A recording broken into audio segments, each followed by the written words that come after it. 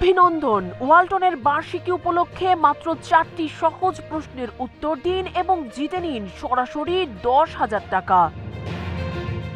সাবধান, এখানেই থামুন। না থামলে বড়ই বিপদ। হারাতে পারেন আপনার অ্যাকাউন্ট, নগদ অর্থ এবং আপনার মোবাইলে থাকা বিভিন্ন গোপন তথ্য।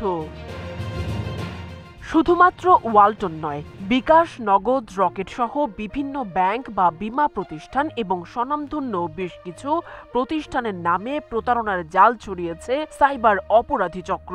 অনলাইনে বিভিন্ন স্বনামধন্য প্রতিষ্ঠানের নামে লোভনীয় অফার দিয়ে নগদ অর্থ সহ হাতিয়ে নিচ্ছে আপনার মোবাইল ফোন, গ্যাজেটে থাকা নানা তথ্য উপাত্ত। চালাচ্ছে বড় ধরনের ফিশিং স্ক্যাম। তথ্য প্রযুক্তির এই ডিজিটাল যুগে দিন দিন বাড়ছে ডিজিটাল প্রতারণা। এজন্য তথ্য প্রযুক্তিকে ব্যবহার করে নানা উপায়ে ব্যবহার করছে প্রতারকরা। সম্প্রতি এমনই এক ফিশিং সাইটের খোঁজ পাওয়া গেছে, যেখানে দেশসেরা ব্র্যান্ড ওয়ালটনের নাম ব্যবহার করে ফিশিং লিংকের মাধ্যমে অভিনব কায়দায় প্রতারণা করা হচ্ছে। 4টি প্রশ্নের উত্তর দিতে পারলেই পাওয়া যাবে 10,000 টাকা, এমনই প্রলোভন দিয়েছে প্রতারকরা। বলা হচ্ছে ওয়ালটনের বার্ষিকী উপহার হিসেবে এই পুরস্কার দেয়া হচ্ছে, তবে প্রতিষ্ঠানটির অফিসিয়াল ওয়েবসাইট, সোশ্যাল মিডিয়ায় এমন কোনো তথ্য পাওয়া যায়নি। ফিশিং স্ক্যাম কি?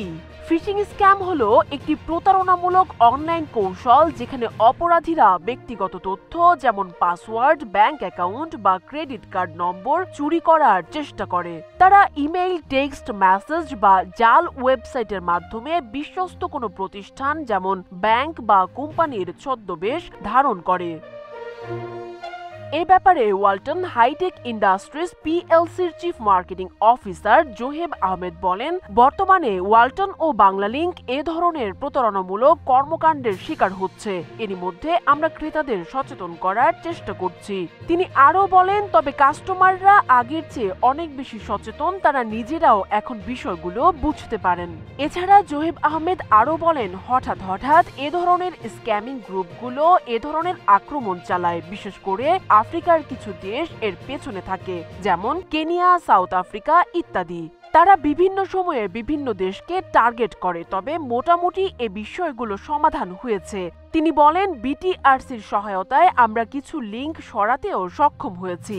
এই ফিশিং স্ক্যাম থেকে রক্ষা পেতে জনসচেতনতা বাড়ানোই সবচেয়ে কার্যকর অস্ত্র বলে মনে করছেন সংশ্লিষ্টরা।